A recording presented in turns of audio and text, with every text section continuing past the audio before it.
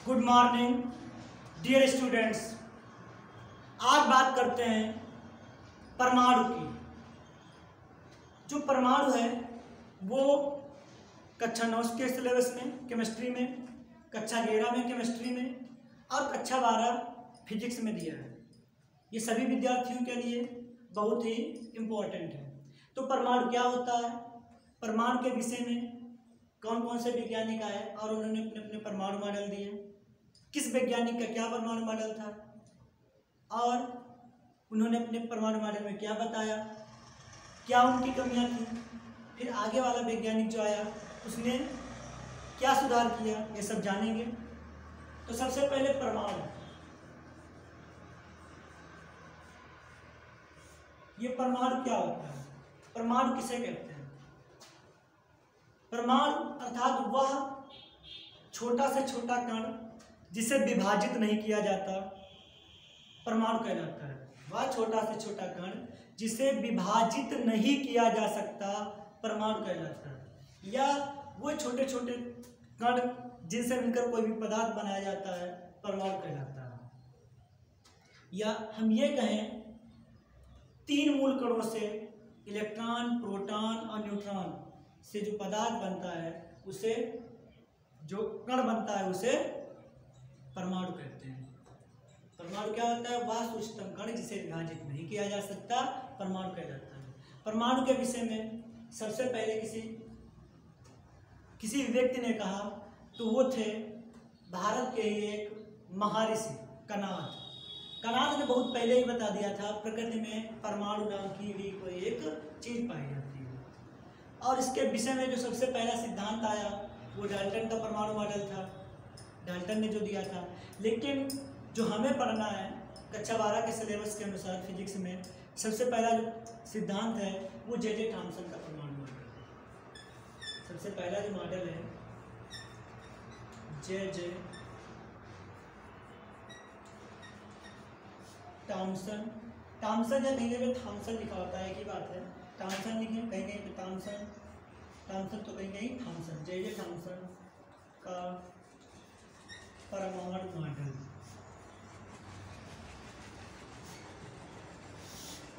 J Thomson ने क्या बताया, अपने प्रयोगों के आधार पर इन्होंने ये बताया जो परमाणु होता है वो ठोस होता है। परमाणु ठोस होता है। परमाणु 2 मूल कणों से मिलकर बना होता है। इनके अनुसार परमाणु 2 मूल कणों से मिलकर बना होता है, इलेक्ट्रॉन और प्रोटॉन। जितने परमाणु में इलेक्ट्रॉन होते हैं उतने ही प्रोटॉन होते हैं, अर्थात इलेक्ट्रॉन और प्रोटॉनों की संख्या बराबर होती है। ये ठोस होता है। ये परमाणु जो ठोस होता है वो ठीक उस प्रकार से होता है जैसे सभी ने देखा होगा तरबूज।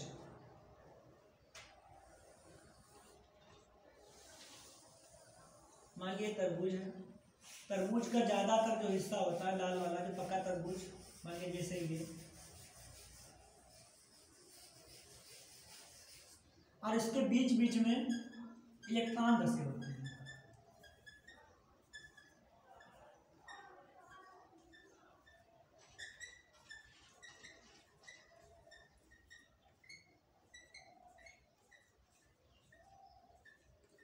ये इलेक्ट्रॉन होते हैं, तरबूज मॉडल।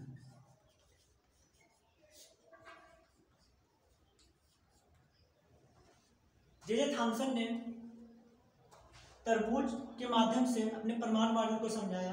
उन्होंने कहा जिस प्रकार तरबूज का जो बाकी का हिस्सा जैसे लाल वाला जो होता है उनको उन्होंने परमाणु की संज्ञा दी, और जो इसके बीच बीच में इलेक्ट्रॉन धसे, मतलब जो बीज धसे होते हैं उन बीजों को उन्होंने इलेक्ट्रॉन कहा। उन्होंने कहा ठीक इसी प्रकार परमाणु होता है, जैसा तरबूज होता है ठोस, उसमें जो लाल वाला हिस्सा होता है, जो अधिकतर हिस्सा होता है वो प्रोटॉन होते हैं, उसमें उसे प्रोटॉन संज्ञा दी, और जो बीच बीच में बीज होते हैं उन्हें उन्होंने इलेक्ट्रॉन कहा। इसी प्रकार इन्होंने एक और एग्जाम्पल दिया जिसे बोलते हैं प्लम फूडिंग सिद्धांत। जिसे फूडिंग के अंदर आलू बुखारे रखे होते हैं, या यूं कहें हम कोई मान लीजिए कि मिठाई की पीस है, जो मिठाई बनती है घरों में देखते हैं सभी लोग, जो मिठाई होती है उसमें दूध और शक्कर से बनाई जाती है। दूध शक्कर का मान लीजिए टोटल वाला हिस्सा दूध और शक्कर है, और इसके बीच बीच में इसमें बादाम, पिस्ता आदि मेवाएं इसमें जड़ी हुई हैं। लगा दी गई बीच में। तो जो बादाम पिस्ता जो भी दिया है बीच बीच में जिसमें लगा हुआ है ऊपर से या अंदर कहीं पे भी, उसको उन्होंने क्या नाम दिया, ये इलेक्ट्रॉन है। और बाकी जो मिठाई का पूरा जो हिस्सा है ज़्यादातर वाला उसे ने प्रोटॉन कहा। अर्थात तरबूज मॉडल और ये आलू बुखारा यानी फूडिंग सिद्धांत, इसी के सिद्धांत को प्लम फूडिंग सिद्धांत कहते हैं। यानी जे थॉमसन का जो परमाणु मॉडल है उसी को तरबूज मॉडल या प्लम फूडिंग सिद्धांत के नाम से जानते हैं। तो जे थॉमसन ने क्या बताया, जो परमाणु होता है वो ठोस होता है, वो दो मूल कणों से मिलकर बना होता है, प्रोटॉन और इलेक्ट्रॉन। प्रोटॉन ज़्यादातर हिस्सा में प्रोटॉन होते हैं और उसके बीच बीच में इलेक्ट्रॉन बसे होते हैं। लेकिन जितने परमाणुओं की जितने इसमें परमाणु होते हैं उतने ही इलेक्ट्रॉन होते हैं। और इलेक्ट्रॉन का जो आवेश होता है, इलेक्ट्रॉन का आवेश, ये इन्होंने नहीं बताया था। हाँ, इलेक्ट्रॉन की खोज इन्होंने की। इलेक्ट्रॉन का आवेश, इलेक्ट्रॉन का आवेश होता है -1.6 × 10⁻⁻19 कूलम। प्रोटॉन का आवेश, प्रोटॉन का आवेश, प्रोटॉन पे भी इलेक्ट्रॉन के आवेश के बराबर ही आवेश होता है, लेकिन ये धनावेश होता है 1.6 × 10⁻⁻19 कूलम। ये धनावेश होता है। धन आगे लगाएं या ना लगाएं। जो इलेक्ट्रॉन होता है, इलेक्ट्रॉन का द्रव्यमान, इलेक्ट्रॉन का द्रव्यमान जो होता है वो होता है 9.1 × 10⁻31 kg। जो प्रोटॉन का द्रव्यमान होता है, प्रोटॉन का द्रव्यमान, प्रोटॉन का द्रव्यमान होता है 1.67 × 10⁻27 kg। और जो परमाणु होता है, परमाणु की जो त्रिज्या होती है, मान लिया परमाणु है, इसकी जो त्रिज्या होती है वो 10⁻7 मीटर कोटि की होती है, 10⁻10 मीटर कोटि की, अर्थात 1 एंगस्ट्रॉम के बराबर। 10⁻10 मीटर 1 एंगस्ट्रॉम। जो परमाणु होता है वो बहुत ही छोटा होता है, अति सूक्ष्म, 10⁻10 मीटर कोटि का, अर्थात 1 मीटर लगभग कितना होता है, कितना होता है 1 मीटर। और इसके 10⁻10 टुकड़े कर दिए जाए, 10⁻10 यानी इकाई, दहाई, सैकड़ा, हजार, 10,000, लाख, 10 लाख, करोड़, 10 करोड़, अरब, 1 अरबवां भाग। 1 मीटर का 1 अरबवां भाग कितना होगा, मामूली सा, वो होता है परमाणु। पर जे थॉमसन के अनुसार परमाणु ठोस होता है, परमाणु इलेक्ट्रॉन और प्रोटॉन से मिलकर बना होता है। और इन्होंने अपने सिद्धांत को तरबूज मॉडल और प्लम फूडिंग सिद्धांत के माध्यम से समझाया। इनके परमाणु मॉडल में कमियां, इनका जो इनके परमाणु मॉडल के आधार पर प्रकाश विद्युत प्रभाव, क्वांटम प्रभाव, बहुत सी घटनाओं को हमने जाना। इन्होंने जे थॉमसन ने इलेक्ट्रॉन की खोज की थी। इलेक्ट्रॉन की खोज करने वाले वैज्ञानिक का नाम जे थॉमसन। अब इनकी कमियां क्या थी। नंबर 1 कमी, इनकी कमी को सबसे पहले जाना रदरफोर्ड ने। उन्होंने जब अल्फा कण का प्रकीर्णन किया रदरफोर्ड जी ने, तब उन्होंने क्या पाया, परमाणु ठोस नहीं होता है, परमाणु खोखला होता है।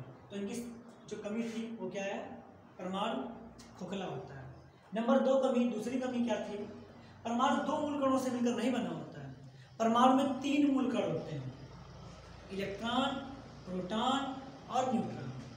तीसरी कमी इनकी, जो इलेक्ट्रॉन और प्रोटॉन है उनके बारे में सही से नहीं बता सके, इलेक्ट्रॉन कहाँ पे होते हैं, प्रोटॉन कहाँ पे होते हैं। जो इन्होंने बताया तरबूज में टोटल हिस्सा प्रोटॉन होता है, उसके बीच बीच में इलेक्ट्रॉन धसे होते हैं, जिस प्रकार उसमें बीज होते हैं, तो गलत बात है। इन्होंने जो बताया वो तो सही से नहीं बताया। जो इलेक्ट्रॉन होते हैं इसके बीच में एक नाभिक होता है, नाभिक के चारों इलेक्ट्रॉन चक्कर काटते हैं, ऐसी बात होती है ना। तो इन्होंने क्या गलत बताया, इन्होंने बताया इलेक्ट्रॉन और प्रोटॉन हर जगह पे होता है, जिस प्रकार तरबूज होता है, तरबूज का कोई भी सिरा ले लें, यहाँ पे भी इलेक्ट्रॉन, यहाँ पे भी प्रोटॉन, ऐसा तो नहीं होता है। तो इनके परमाणु मॉडल में दोष थे, इनके दोषों को दूर किया रदरफोर्ड जी ने। तो दूसरा सिद्धांत आएगा वो है रदरफोर्ड का।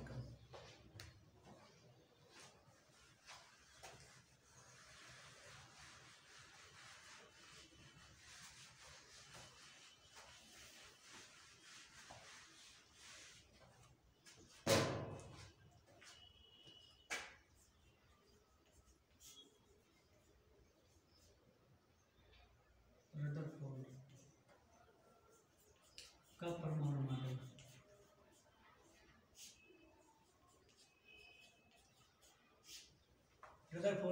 रदरफोर्ड ने क्या बताया? रदरफोर्ड सन 1909 ईस्वी में अल्फा कण प्रकीर्णन हुआ था। उस अल्फा कण प्रकीर्णन के आधार पर सन 1911 ईस्वी में रदरफोर्ड जी ने एक मॉडल दिया जिसे हम रदरफोर्ड का परमाणु मॉडल के नाम से जानते हैं। परमाणु के विषय में दिया था इसलिए परमाणु मॉडल बोलते हैं। तो उसमें क्या था, ये कोई अल्फा कण स्रोत है, अल्फा कण स्रोत, अर्थात यहाँ से अल्फा कण निकलेंगे। और अल्फा कण कहाँ से निकलते हैं? जो एक तत्व होता है लेड, लेड के बाद के जितने भी तत्व दिए हैं आउट सारणी में जो लेड दिया है 82वां तत्व, उस 82वें तत्व लेड के बाद के जितने भी तत्व हैं वो सभी तत्व रेडियोएक्टिव तत्व कहलाते हैं। 82वां तत्व लेड, उसके बाद के जितने भी तत्व हैं उन्हें रेडियोएक्टिव तत्व कहते हैं। रेडियोएक्टिव तत्वों की विशेषता ये होती है, रेडियोएक्टिव तत्वों की विशेषता होती है कि उनसे अल्फा, बीटा, गामा किरणें स्वतः ही निकलती रहती हैं। और अल्फा कण की हमें जरूरत है, तो यहाँ से एक पोलोनियम, पोलोनियम एक तत्व होता है, इससे अल्फा कण आसानी से निकलते हैं। अब इससे अल्फा कण निकलेंगे, मान लिया अल्फा कण स्रोत, मान लिया यहाँ पे पोलोनियम है। इसके बाद में टिन प्लेट,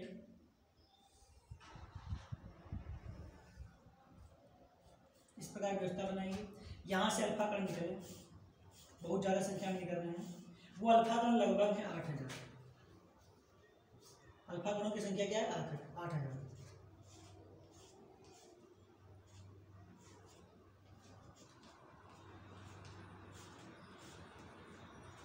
इसके सामने एक स्वर्ण पत्र है। क्या है ये? स्वर्ण पत्र, जिसकी मोटाई है 10⁻⁷ मीटर, यानी बहुत ही पतला होता है स्वर्ण पत्र। अब देखिए जो अल्फा कण होता है, ये अल्फा कण, ये 2He4, यानी जो हीलियम होता है परमाणु क्रमांक 2 परमाणु भार 4, जो अल्फा कण का द्रव्यमान होता है और इसका आवेश, अल्फा कण का आवेश, साइड में लिखिए, अल्फा कण का आवेश, जो अल्फा कण का आवेश होता है वो 2 प्रोटॉनों के आवेश के गुणनफल के बराबर होता है। 2 × 1.6 × 10⁻⁻19, 16 दूनी 32, 3.2 × 10⁻⁻19 कूलम। ये तो इसका आवेश होता है अल्फा कण का। इसका द्रव्यमान क्या होता है? अल्फा कण का द्रव्यमान, अल्फा कण का द्रव्यमान प्रोटॉन के द्रव्यमान का 4 गुना होता है, यानी 4 × प्रोटॉन का द्रव्यमान 1.67 × 10⁻⁻27। तो गुणा कर दे, 4 × 7 = 28, 4 × 6 = 24, 4 × 7 = 28, 4 × 6 = 24, 2 = 26, 4 × 1 = 4, 2 = 6, 6.68 × 10⁻⁻27 kg। ये अल्फा कण का द्रव्यमान होता है। तो अल्फा कण क्या होता है? ये हीलियम नाभिक अल्फा कण, इससे मतलब पोलोनियम दाब से अल्फा कण निकलेंगे लगभग 8000 की मात्रा में। स्वर्ण पत्र, जो स्वर्ण पत्र का भार होता है वो अल्फा कण की अपेक्षा बहुत ज्यादा होता है, यानी हीलियम परमाणु क्रमांक 2, स्वर्ण ज्यादा होगा ना, तो इसलिए उसका भार ज्यादा आ जाएगा। अब इसको स्वर्ण पत्र को कितना भी हम पतला बना सकते हैं, जितना पतला चाहें उतना ले सकते हैं। और जब अल्फा कणों का इससे प्रकीर्णन कराएंगे तो ये मतलब हिलेगा नहीं, हटेगा नहीं इधर से उधर। तो अल्फा कणों का प्रकीर्णन जब हो रहा था, और इसके साइड में एक पर्दा लगाया जाता है, ये पर्दा है जिंक सल्फेट, इस पे जिंक सल्फेट का लेप होता है पर्दे पे। इस पर्दे पे हम अल्फा कणों का प्रतिरूप देखेंगे। तो क्या होता है, जब अल्फा कण जा रहे थे यहाँ से, बहुत से मात्रा में अल्फा कण निकले, तो कुछ अल्फा कण इस तरीके से प्रतिरूपित हुए, कुछ इस तरीके से, कुछ इस तरीके से, तो यही अल्फा कण जा रहे थे।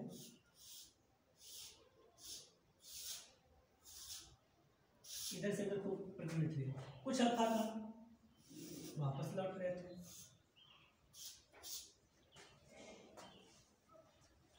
रदरफोर्ड ने जब अल्फा कणों का प्रकीर्णन किया तो उन्होंने क्या पाया, कुछ अल्फा कण न्यून कोण बनाते हुए, न्यून कोण यानी 0 से 90 अंश, और वो क्या कर रहे थे, वो जो स्वर्ण पत्र था उसको पार कर रहे थे, उसको पार कर रहे थे। इसका मतलब ये हुआ वो स्वर्ण पत्र के दूसरी साइड में जा रहे थे।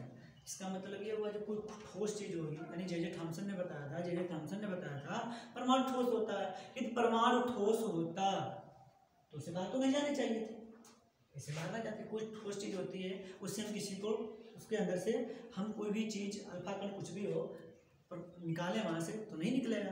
अब इससे बाहर जा रहे थे तो इसका मतलब क्या हुआ, अल्फा कण प्रकीर्णित हो रहे थे, इससे बाहर जा रहे थे, इसका मतलब क्या हुआ, परमाणु जो होता है वो खोखला होता है। तो अल्फा कण प्रकीर्णन से रदरफोर्ड जी ने क्या निष्कर्ष निकाला, जो परमाणु होता है वो खोखला होता है। और जे थॉमसन के अनुसार जो अल्फा कण का प्रकीर्णन होना चाहिए परमाणु में वो 1 डिग्री से अधिक नहीं होना चाहिए, 1 अंश से अधिक। ये तो 1 अंश, 2 अंश, क्या 3 अंश, 50 अंश, 60 अंश, इस तरीके से हो रहा था। न्यून कोण बनाते हैं, बाहर की ओर जो जा रहे हैं सभी न्यून कोण बनाते हैं। जो घर की ओर अल्फा कण प्रकीर्णित हो रहा था वो अधिक कोण पे आ रहा था, 90 अंश से ज्यादा कोण पे आ रहा था। फिर इसके बाद में एक अचंभित करने वाली घटना होती है। अचंभित करने वाली घटना क्या होती है, रदरफोर्ड जी उससे आश्चर्यचकित हो जाते हैं, अचंभित हो जाते हैं, उन्हें सदमा जैसा लगता है। वो क्या, ये 8000 अल्फा कण, माना 8000 अल्फा कण,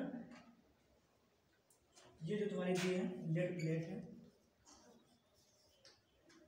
अब 8000 अल्फा कणों जब स्वर्ण पत्र से टकरा के यानी प्रकीर्णित हो रहे थे, जिंक सल्फाइड का जो पर्दा है उस पर इनका प्रतिरूप देख रहे थे प्रवाहित मतलब, और उसमें से एक अल्फा कण ऐसा होता है वो जिस तरीके से जाता है बिल्कुल सीध में, उसी तरीके से वापस आ जाता है, जैसे जाता है मतलब ठीक उसी डायरेक्शन में वापस आ जाता है। तो उन्हें ये लगता है इतनी पतली स्वर्ण पत्र और उससे अल्फा कण गया, और अल्फा कण जो जाता है इसका लगभग वेग होता है 2.1 × 10⁻7 मीटर पर सेकेंड। इस वेग से जाता है अल्फा कण, किस वेग से जाता है 2.1 × 10⁻7 मीटर पर सेकेंड। इस वेग से अल्फा कण जब चलेगा 7 हो जाए। जो हाइड्रोजन परमाणु के लिए लेंगे, हाइड्रोजन परमाणु की पहली कक्षा के लिए बोहर ने जब वेग के लिए गणना की थी तो उसका जो वेग आता है अल्फा कणों का जो चलते हैं यानी इलेक्ट्रॉन का वेग 2.1 × 10⁻6 मीटर पर सेकेंड, अल्फा कण लगभग 2.1 × 10⁻6 मीटर से, हाँ यही होता है लगभग में। फिर इसके बाद में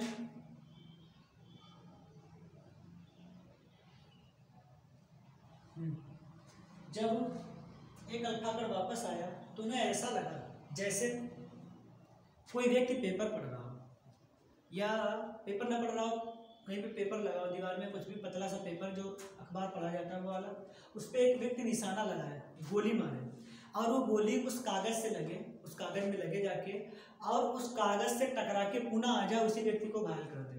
तो रदरफोर्ड जी ने कहा जो एक इलेक्ट्रॉन मतलब एक जो अल्फा कण वापस आया था उन्हें ऐसा लगा जैसे कोई व्यक्ति यदि किसी कागज पे गोली मारे और वो गोली उस कागज से टकरा के उसी व्यक्ति को घायल कर दे, ये घटना ठीक वैसी ही थी। अल्फा के प्रकीर्णन के आधार पर रदरफोर्ड ने जो पूरा परमाणु मॉडल दिया उसमें लिखा उन्होंने नंबर 1, परमाणु खोखला होता है। परमाणु कैसा होता है, खोखला होता है। परमाणु के बीच में जो परमाणु होता है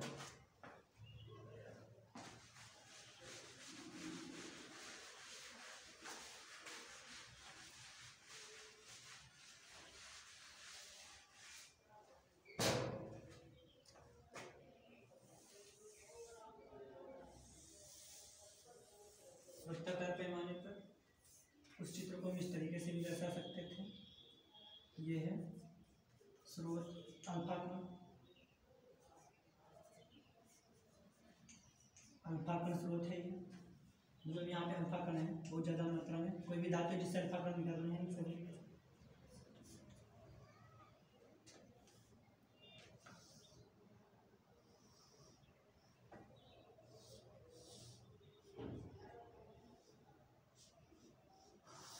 इस तरीके से कोई साइड में जाएगा।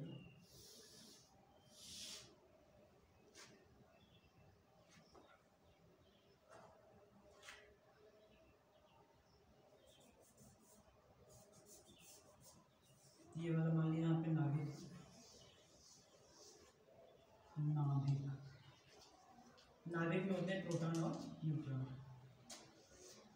ये अल्फा कण गए और ये सीधी डायरेक्शन में वापस आ गया, यही वाला अल्फा कण जो नाभिक दिया है, नाभिक के सामने एक जो अल्फा कण जाता है वो जैसे जाता है ठीक उसी तरीके से वापस आ जाता है।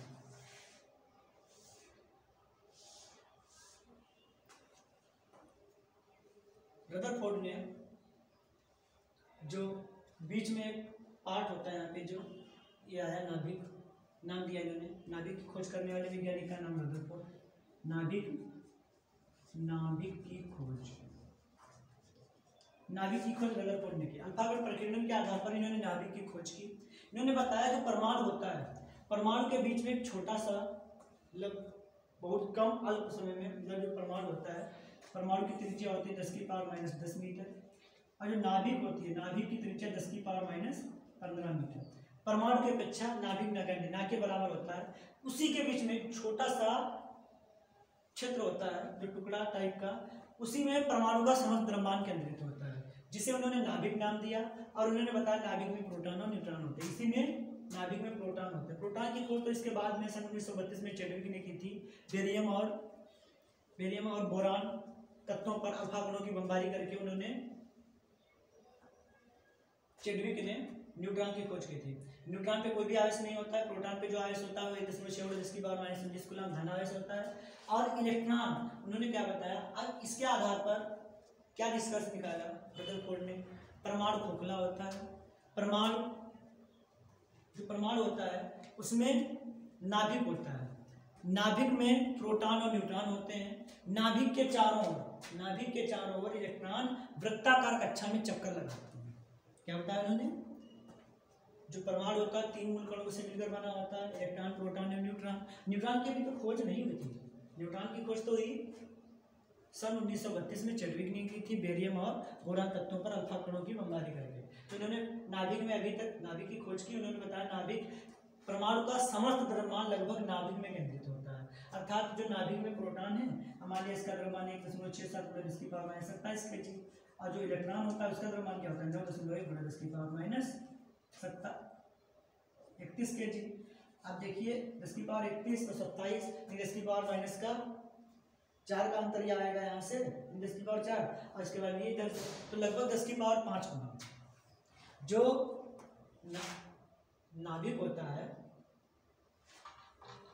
नाभिक की अपेक्षा मतलब ये जो टोटल परमाणु में जो इलेक्ट्रॉन का भार होता है, इलेक्ट्रॉन का भार और प्रोटॉन का भार, यानी प्रोटॉन की अपेक्षा इलेक्ट्रॉन की अपेक्षा प्रोटॉन का भार ज्यादा होता है। अर्थात जो परमाणु का समस्त जो क्षेत्र दिया है, टोटल क्षेत्र, उस वाले भार की अपेक्षा जो नाभिक का भार होता है वो बहुत ज्यादा होता है। तो इससे उन्होंने ये निष्कर्ष निकाला, परमाणु का समस्त द्रव्यमान लगभग नाभिक में केंद्रित होता है।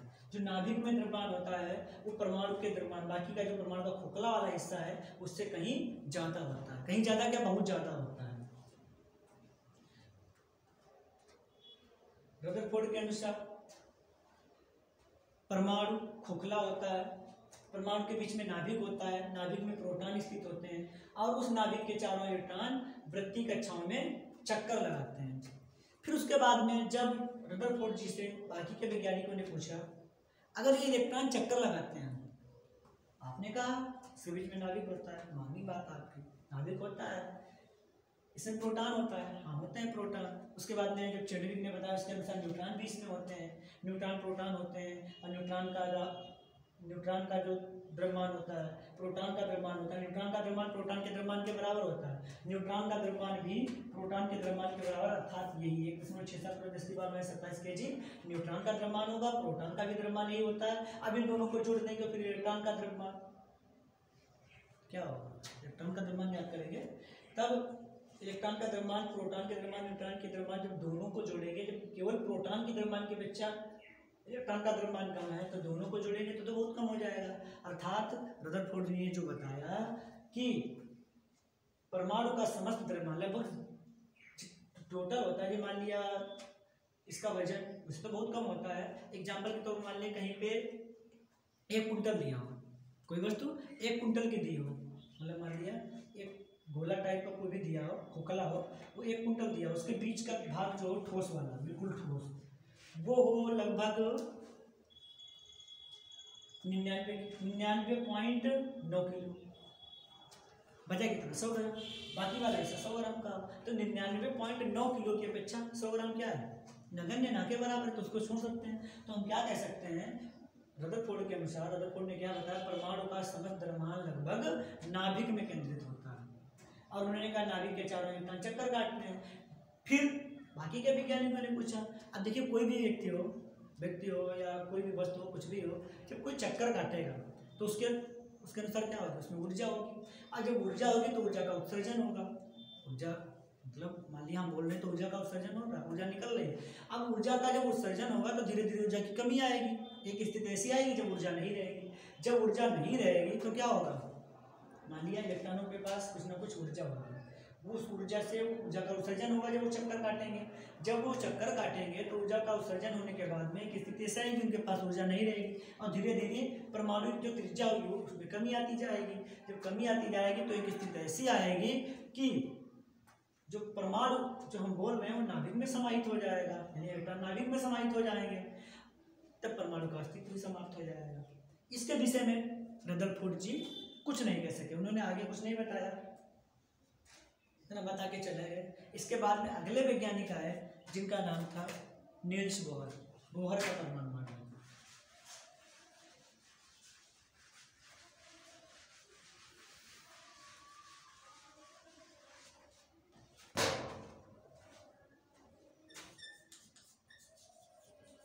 बोहर का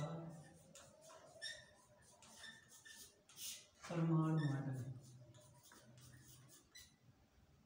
बोहर ने क्या बताया, बोहर ने रदरफोर्ड मॉडल की कमियों को दूर करते हुए उन्होंने कहा, अभी तक आप लोग जो परमाणु का आकार जो परमाणु बता रहे थे वृत्ताकार होता है, हाँ वृत्ताकार तो होता है, लेकिन जो असल रूप में परमाणु का आकार होता है वो आप लोग नहीं जानते। उन्होंने सही से नहीं बताया किसी ने। परमाणु देखिए दरअसल ऐसा होता है, ये नाभिक है, फिर ये इस तरीके से खोखला होता है, तो इस तरीके से होता है, ये है परमाणु, इस तरीके से ये बताया, ये इसकी आकृति परमाणु की। उन्होंने कहा बीच वाला जो भाग है नाभिक होता है, सही बात है, ये नाभिक है। नाभिक में प्रोटॉन और न्यूट्रॉन होते हैं, बिल्कुल सच्ची बात। इस नाभिक के चारों इलेक्ट्रॉन वृत्तीय कक्षा में चक्कर लगाते हैं, रदरफोर्ड जी ने कहा 100% सही है, बिल्कुल सही बताया उन्होंने। इलेक्ट्रॉन इसके चारों चक्कर लगाते हैं, सच बात है। लेकिन ये सभी उन्होंने कहा जो इलेक्ट्रॉन चक्कर लगाते हैं वो अपनी अपनी कक्षाओं में लगाते हैं, इनकी एक निश्चित कक्षा होती है। उन कक्षाओं को उन्होंने मुख्य क्वांटम संख्या, क्या कहा उन्होंने, मुख्य क्वांटम संख्या। इन्हें गणितीय रूप में यदि व्यक्त करें तो पहली कक्षा एक नाम, इसको दूसरी कक्षा को 2 नाम, तीसरी को 3, चौथी को 4, इस प्रकार और आगे होती तो डाटा यानी कक्षाएं क्या होती, क्या क्रम 1 2 3 4 डाटा इस तरीके से। उसके बाद में इनको और दूसरे नाम दिए, पहली कक्षा को यल के, दूसरी कक्षा यल, फिर यम, फिर यल, यानी ये क्रम चला के यल यम यन डाटा। इन्हीं कक्षाओं को क्या कहते हैं, मुख्य क्वांटम संख्याएं। और केमिस्ट्री में जो पढ़ते हैं तो ये क्वांटम संख्याएं जो 4 प्रकार की होती हैं, मुख्य क्वांटम संख्याएं, द्विघाषीय चक्र क्वांटम संख्याएं, फिर क्वांटम संख्याओं ज्ञात भी करते हैं, लेकिन ऐसा कुछ यहाँ पे नहीं पढ़ना है। बोहर का परमाणु मॉडल क्या था, बोहर ने बताया इलेक्ट्रॉन नाभिक के चारों ओर, जो इलेक्ट्रॉन होते हैं वो नाभिक के चारों ओर अपनी अपनी कक्षाओं में, इनकी एक निश्चित कक्षाएं होती हैं जिन्हें मुख्य क्वांटम संख्याएं कहते हैं, उन कक्षाओं में चक्कर लगाते हैं। और उन्होंने ये भी कहा जब ये चक्कर लगाते हैं तो ऊर्जा का उत्सर्जन नहीं करते, ऊर्जा का उत्सर्जन नहीं करते। मान लिया जब कोई भी इलेक्ट्रॉन पहली कक्षा से दूसरी कक्षा में जाता है, इसमें ऊर्जा संरक्षण का नियम लगता रहता है।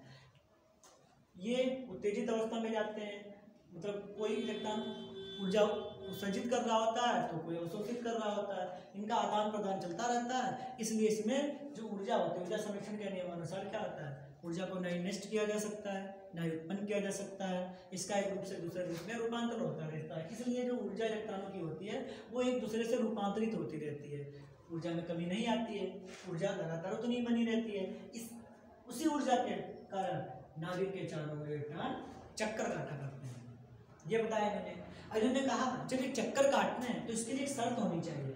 इन्होंने प्लांक के क्वांटम सिद्धांत के अनुसार क्या बताया, जो नाभिक के चारों इलेक्ट्रॉन चक्कर काटते हैं वो कोणीय संवेग, कोणीय संवेग होता है mvr, कोणीय संवेग बराबर होता है उसमें h/2π का पूर्ण गुणज।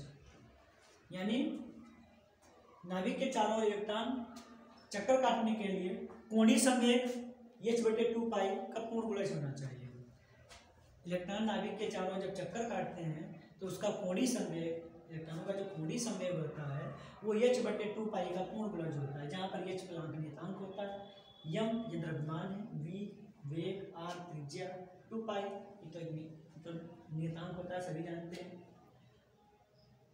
कोणीय संवेग h/2π का पूर्ण गुणज, ये बोहर की परिकल्पना नंबर 1 है। इसी प्रकार बोहर ने फिर इसके बाद में बोहर ने परमाणु मॉडल में जो उनकी कमी थी उसको स्थायी अस्थायी कक्षाओं के आधार पर अलग अलग बांटा। फिर इनकी पहली कक्षा में कितने इलेक्ट्रॉन कितने प्रोटॉन या मतलब जो भी होता है, जैसे बोल्बरी ने एक फार्मूला दिया था 2n² केमिस्ट्री के अनुसार, तो यहाँ से हम पहली कक्षा में कितने इलेक्ट्रॉन ज्ञात करते हैं, इलेक्ट्रॉनों की संख्या कितने रह सकते हैं, तब n के स्थान पर 1 रखते हैं, 1 का वर्ग, फिर 2 1 कर 2, फिर दूसरी में 2 रखते हैं, 2 का वर्ग, 2 2 4 2 8, पहली में 2, फिर दूसरी में 8, फिर तीसरी में 3 9 2 18, चौथी में 4 4 16 16 2 32, इस तरीके से चलते हैं। लेकिन फिर ज़्यादा जब आगे जब कक्षाएँ आ रही थी तो उसके लिए इनका नियम सही से नहीं रहा हुआ, फिर उसके लिए अभाव का सिद्धांत आया, कई सिद्धांत आया, मतलब तो केमिस्ट्री की बात है।